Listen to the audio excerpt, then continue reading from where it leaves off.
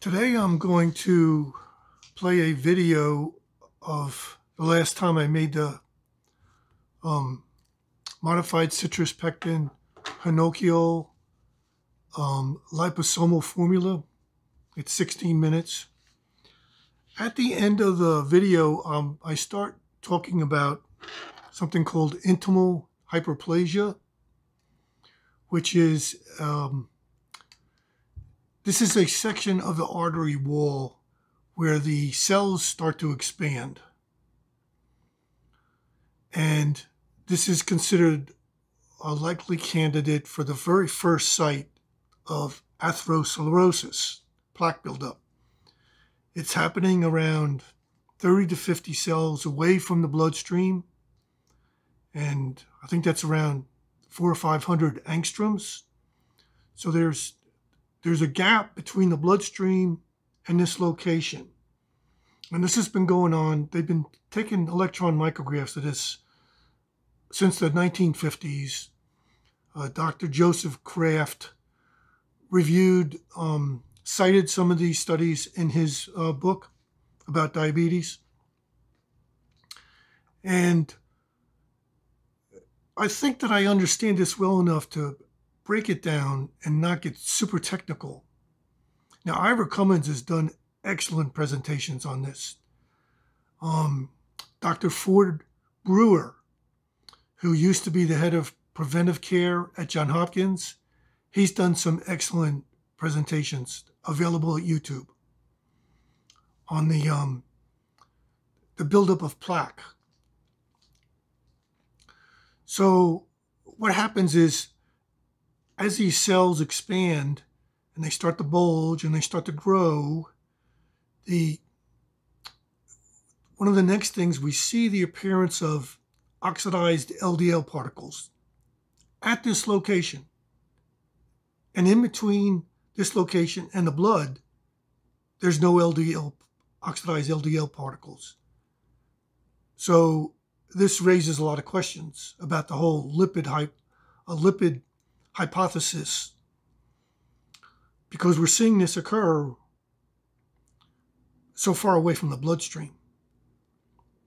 So this raises thousands of questions, a lot more questions than answers.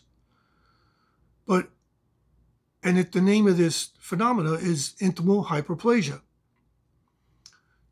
But in my research, I found a couple substances that are demonstrated in the lab to reduce or prevent this hyperplasia. This is also one of the reasons why artery grafts will fail, is this hyperplasia. So the two substances I found, one is Honokiol, which happens to be the synergistic compound that works with modified citrus pectin. And another substance I found is Edelweiss. And Edelweiss has some advantages over the Honokiol. So this is as far as our artery health, and the COVID-19 is involved in a lot of the damage there.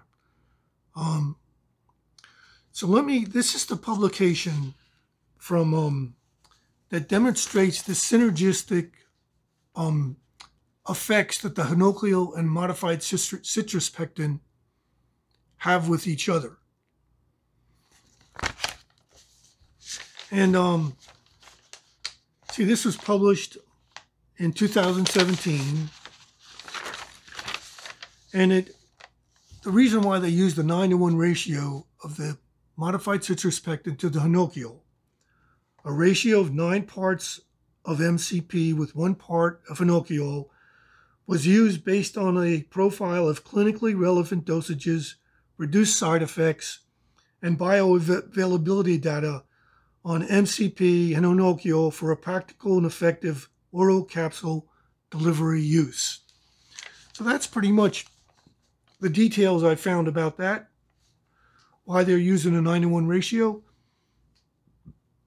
Modified citrus pectin is a well-investigated compound characterized from citrus peels that is recommended as a therapeutic agent for immune support, cancer, heavy metal toxicity, and fibrotic diseases. The mechanism of action of MCP in inflammation, fibrosis, and cancer progression is that it works as a competitive inhibitor of extracellular galectin-3.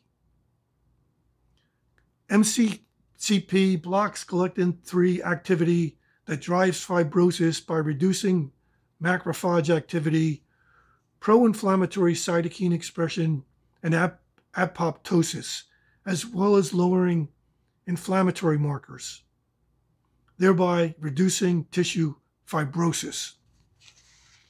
So if you remember from one of my presentations, the MRIs were showing fibrosis and scar tissue in parts of the heart 16 to 90 days after being diagnosed with the COVID-19. And this was showing up in 78% of the patients, many who had very mild disease. Okay, so there's the explanation of why 9:1 is the ratio that I'm using in my formula.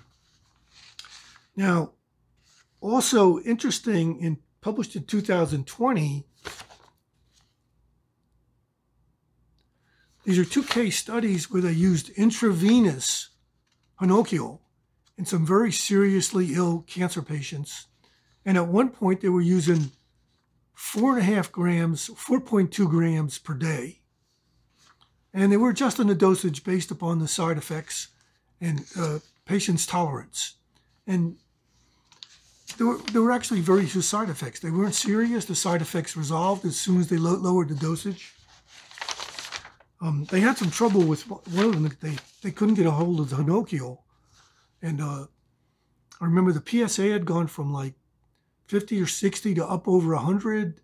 And then once they finally got a hold of the Honokiol, the PSA came way down again, and the person's the side effects resolved quite a bit. Their quality of life improved. So that's a pretty interesting publication, 2020. Now this is, it looks like this comes out of Latin America. This is using Honokiol for heart dysfunction in caused by Chagas disease. This was published in it was accepted in May 2020. Okay. Now this is, I showed this publication the other day, but I had time to go through it more, and I did a find for Intimal Hyperplasia, which was mentioned, I think, 11 or 12 times, twice in the references.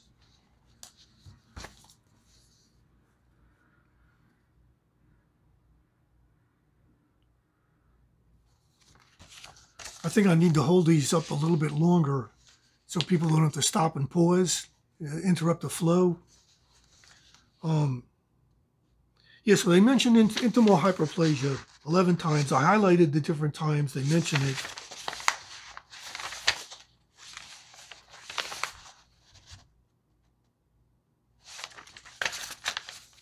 Okay, they even have a subheading.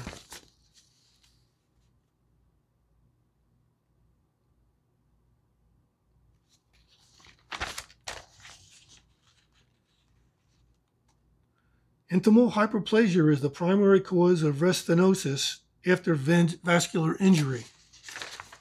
That's where the plaque is regrowing.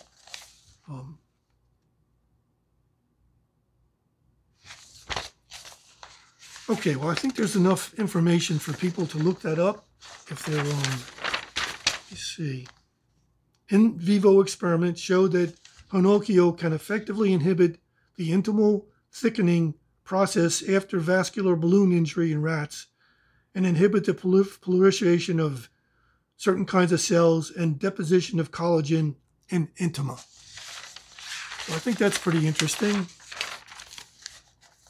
Now, the other thing I mentioned was that Edelweiss has also been demonstrated in studies to reduce intimal hyperplasia. And I did a find here too. They actually were examining, well, here's the publication.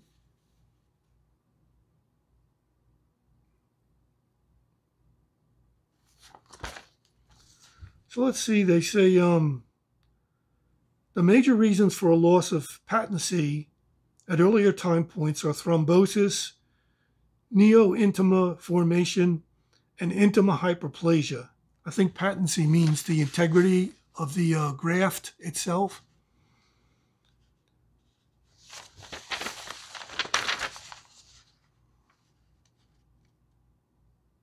Oh, keeping these issues in mind, we previously screened a set of compounds in an organ culture model for their ability to inhibit intimal hyperplasia in human saphenous veins in vitro.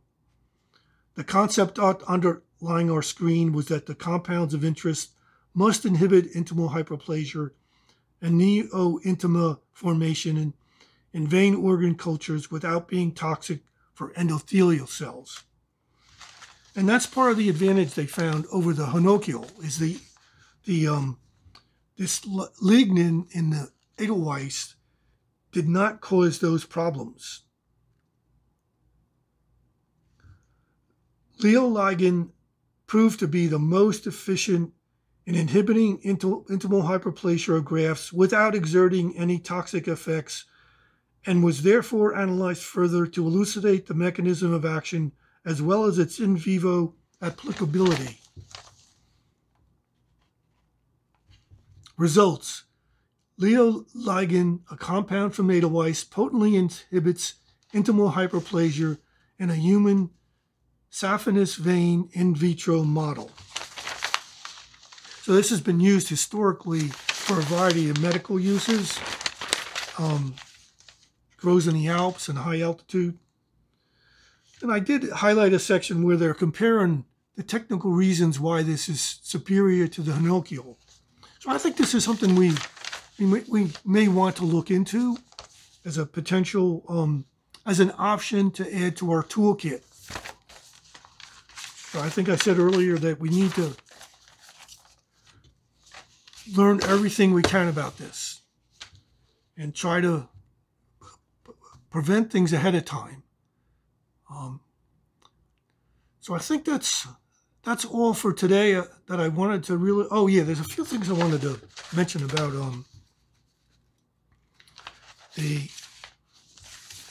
I brought up the omega-6 oils, and Dr. Chris Knob has done some, he's presentations recently, excellent presentations. He goes into the history of use of all these oils.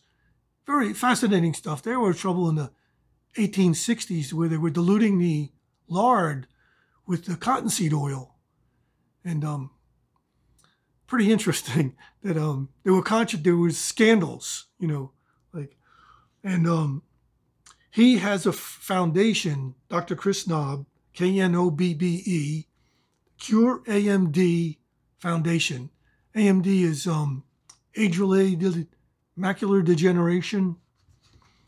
I have a couple of SNPs for that one that make me, one is 8.2 times more likely and the other one is 10 times more likely to get macular degeneration as I age, as I get older. So I've been working on that one pretty hard. But this isn't the time to go into that one. Although some of it may be related, may be connected. Oh yeah, as far as what's actually causing this intimal hyperplasia, there may be 50 different things similar to Alzheimer's disease that are contributing to this. And many of them are related to us eating alien foods, foods that we didn't evolve with, foods that we're not familiar with. So now another person that's done a lot of research on this is Tucker Goodrich. He's been on, I think, who's interviewed him? Oh, Ivor Cummins has interviewed him. He showed up at Peter's Place. If you've never been to Peter's Place, Peter Hyperlipid, he's got a long Polish name. I know I would murder it if I tried to pronounce it. But if you really like technical, nerdy stuff, he's a lot of scientists, research scientists, come to his blogs. And I remember things like I went back to some of his blogs from 2006, 2007, and he would say things like, I remember a time when I used to be hungry. So he'd been low carb, gluten-free for quite a while. Now I mentioned I've mentioned Horvath and Fahey in relationship to the two age reversal studies. Now the most recent one, the main scientist that organized this is Harold Katcher, Katcher. So you can look up Horvath and Katcher to find that most recent publication. I'll try to dig it out and include a link to it in the show description when I get time.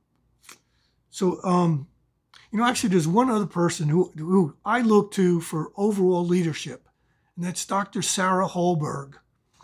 She a solid woman. She is. I think she's got 2 or 3 children, young children, and she's just rock solid. When she first discovered that, well, let me tell you a little bit about her story. The University of Indiana asked her if she would come and be in charge of an obesity clinic. So she wanted to do a good job, so she went to the research literature. Both of her parents are doctors, and they were really, or are PhDs, and they were really disappointed when she's going to be a doctor instead of being a PhD. So she's grown up in an atmosphere of, a lot of science emphasis. So she went to the literature to find out all she could about obesity, and she quickly discovered the evidence there was carbohydrates. Reduce the carbohydrates, and that will help reduce the obesity. And so that's what she applied in her practice very effectively, very successfully, and she was pretty frustrated with her practice before that. And a lot of her patients, their diabetes went away. So then when she realized she was going to have trouble on this high-fat, low-carb ketogenic diet, because that was probably like 15 years ago. And at that time, so many people thought that fat was what was causing all our problems. So she prepared a little 15-minute video to take around the hospital and the university and show to different people. She says doctors are basically reasonable people. And if you present them with reasonable evidence, they'll come around. So she put prevention first. She was going to head off all the controversy and opposition ahead of time. So that's kind of like what I'm saying about what we've got coming at us with COVID-19. Let's put prevention first. So Dr.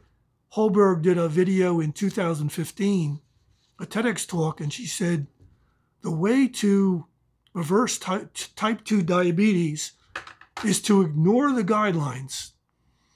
Boy, did that take some guts. Wow, 2015. Now, here we are 5 years later, and like every 6 months or every year, she'll do a presentation, usually at Low Carb Down Under, which a lot of times they have them in Colorado, and she'll update us on the latest American Diabetic Association guidelines. And they're coming around quick. They're starting to adopt low carb in many different ways. So I think it's, I think she had a lot of influence with this. She's the, and then she hooked up with Dr. Steve Phinney at a conference, and Dr. Phinney had been investigating, and he was kind of frustrated with his practice, so he went back and got a PhD in, I think it was nutritional biochemistry. So he's been investigating keto since like the 1960s, him and Votek, Dr. Votek, or Votek. So he's a really interesting character too. But I better cut this off. I think I'm getting a little bit too long-winded here. But anyway, that's where I'm looking for real leadership and guidance, to how we use the science to help with these problems. Okay, so thank you for listening. Hi there. This is going to be a video about preparing a modified citrus pectin liposomal formula. The modified citrus pectin is possibly the most effective way to control the galectin-3. So I've got some water in the freezer getting cold. I've got the blender here. I've got my little notes about how much I'm going to use. Here is the ultrasonic jewelry cleaner. I've got ice in the water, making sure it's good and cold. That'll reduce the oxidation. The main ingredients are modified citrus pectin. Now, right now I'm using the Pectisol. I'm not sure if that's the best value. And I'm using magnolia bark powder. This is 80% magnolia. So to get the 9-to-1 ratio, since it's 80%, I have to use a little bit of my old algebra from high school. So I'll be using 24 grams of the Pectisol and 3 grams of magnolia bark, and this will be enough for 2 weeks. Then I'm going to have some things to help stabilize the mixture and reduce oxidation. There'll be L-ascorbate, which is a form of vitamin C that has some advantages over the other forms. It's in the literature. I'll use some cherry acerola, some green tea, and then for flavor, I'll have some Ceylon cinnamon. The Ceylon cinnamon has advantages over the other. Some of the other cinnamons, actually, everyone I checked, it has some byproducts that if you overdo it, if you go way, way overboard, it has to be quite a bit overboard. It can cause liver damage. Then at the very end, I will add some rosemary and just 2 drops each, and geranium essential oil. That also helps stabilize the mixture and reduce oxidation. So now, the longest I've made this for is 2 weeks, but everything's going pretty well, so I may, gradually increase it to a month in the long run. So now I'm going to weigh these things out. There'll be 24 grams of the modified citrus pectin, 3 grams of the 80% Honokiol. There'll be 500 milligrams of the green tea. There'll be 1 gram of the L-ascorbate, cherry acerola. There'll be 3 grams. And the cinnamon, there'll be 1 gram. Now I'll blend these all in ice water in the blender. I'll put an ice cube in there also to make sure it's good and cold. And separately after I've blended them all in some water, and I'll weigh this all out eventually, and then since I'll take it 3 times a day, then I'll divide the total weight by 42, and that'll tell me how much each dose is each day. Now, after I've blended all these together, then I'll use the same weight of the sunflower lecithin, which will be the lipid. The idea is that you're encapsulating the particles of the formula with this lipid, and then it's less apt to be broken down in the acid of the stomach, and it's easier for it to go through the intestinal lining because it's encapsulated by a fat. Fat goes through the intestinal lining easier. So now I'm going to weigh this out. I'll turn the video off while I'm weighing it out because it's kind of boring. But I'll just, I bought a little gram scale. Now I've got like 2 or 3 of them. And, this isn't really chemistry. It's just, you have to be consistently careful that you don't make a big mistake here, because then you wind up with the wrong volume. I got the wrong scale here. There we are, 60. I need 24 of this.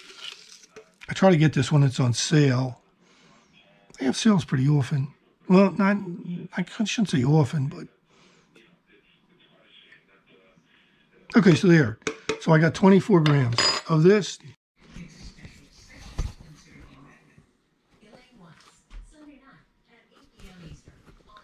Okay, I'm back here. I've got the ingredients weighed out. I put some ice water in the blender. I put an ice cube in too to make sure it's good and cold. So I'll blend this for a few minutes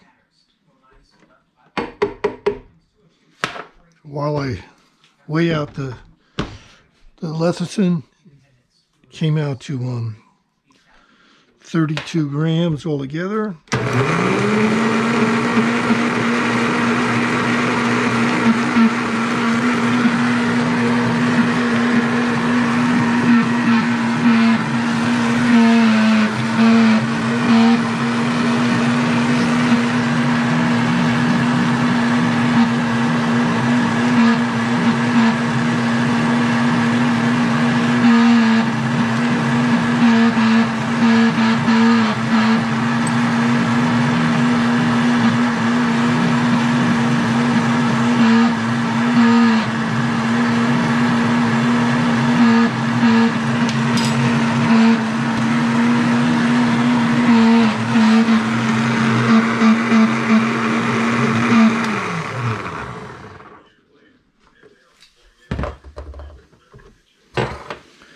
Okay, I pour that mixture into a glass jar, and then let me pour down the edges a little bit.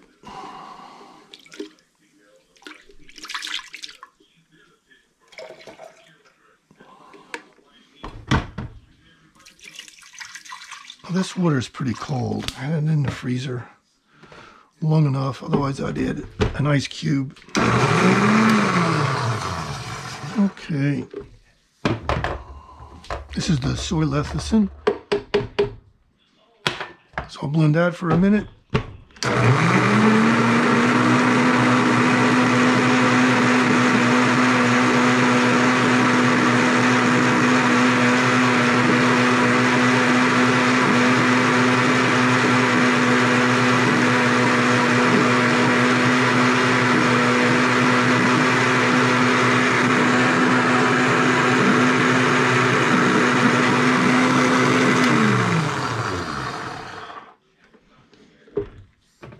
Now here goes the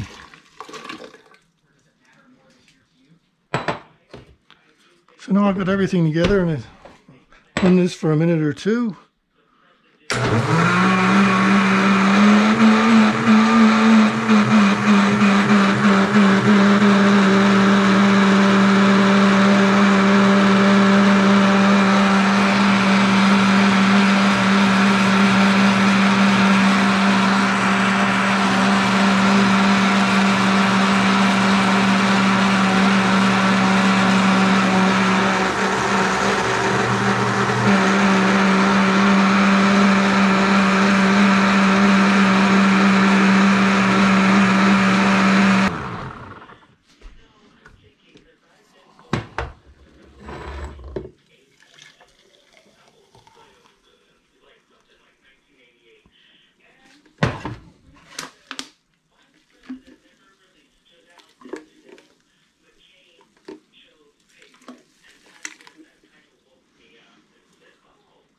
Okay, that's ready to go in the ultrasonic jewelry cleaner, and I'll stir it. It'll go in there for 35 minutes. I'll stir it frequently. Once again, this is not medical advice. This is just my self-hacking technique that other people may want to look into, and then decide if it's something that they may want to try themselves. So I'm not encouraging anybody, I'm just providing some information.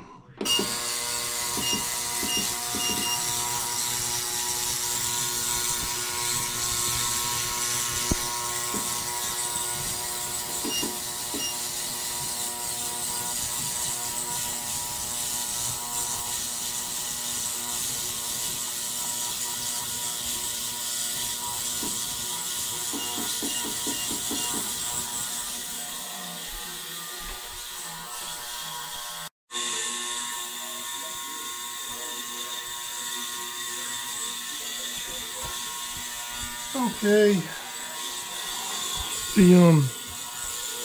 The mixture is blended for quite a while. It's almost 30 minutes. Foam subsided. Okay, so I'll put 3 drops of geranium essential oil, a couple drops of rosemary essential oil. And like I said, these are just to help reduce oxidation and keep this nice and fresh. Now, I've reported on the modified citrus pectin, and there's a lot of evidence in the peer-reviewed literature that this will help with lowering galectin-3 and oh yeah, I gotta weigh it. And also, there's some evidence pectins in general, but we don't have nearly the amount of evidence on a modified citrus pectin compared to the pectins. And there's research being done all the time on other, you know, some of them will wind up prescription. Okay, so 8:36. Oh, I haven't got my glasses on. How much do you think your I had that surgery for my cataracts, and I can watch I can work on the computer without the glasses now, which is an improvement. And my vision distance is about 20/20, so that's pretty good. I really can't complain.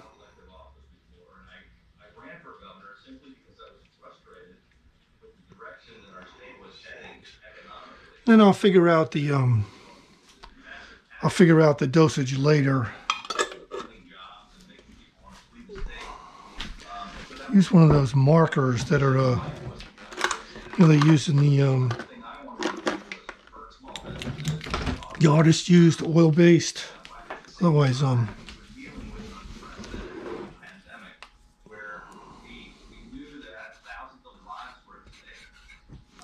otherwise it wears off. And even this will wear off. So this goes in the refrigerator. Like I said, I'll weigh it out later. And yeah, I should have talked more about the modified citrus pectin and the different studies that have been done. But there's a ton of it. There's a ton of literature on this. In the peer-reviewed literature. Now the Honokiol, the reason I'm using the Honokiol, it works synergistically with the modified citrus pectin, and Honokiol has a lot of other benefits besides for this. One of them is that Honokio helps with Intimal Hyperplasia. That's the hyperplasia would be the rapid proliferation of cells. Hyper means, you know, like elevated. Plasia, multiplication. So this is happening in the one of the parts of the lining of the arteries. And this is suspected as, I mean, there's evidence, there's electron micrographs. This is the first initial location of atherosclerosis, which is taking place about 30 to 50 cells away from the bloodstream, the lumen. And this is, I think it's about 300 or 400 angstroms. They've had micrographs of this since the 1950s. Joseph Kraft cited some of that research in his book. Joseph Kraft, he's a pretty interesting scientist. So the Honokio helps reduce that. It's in the literature. It's in the peer-reviewed literature. Well, also, beside, that's not the only thing. There's literature showing that Edelweiss helps to reduce this intimal hyperplasia. And it has some advantages over the Honokiol. So Edelweiss is a little flower that grows in the Alps. It's been used for hundreds or thousands of years for medicinal use. So that's something else that may have some bearing on this. It's worth us looking into and finding out more about. The Edelweiss, the Honokiol, and the Intimal Hyperplasia. So I think I'm going to have my... I finished a 75-hour fast yesterday. Boy, did I feel good. My leg cramps seem to be getting worse. That's actually why I broke the fast. And so that's just a little side note here. We'll talk about fasting in more detail in another video. Okay, thank you for listening.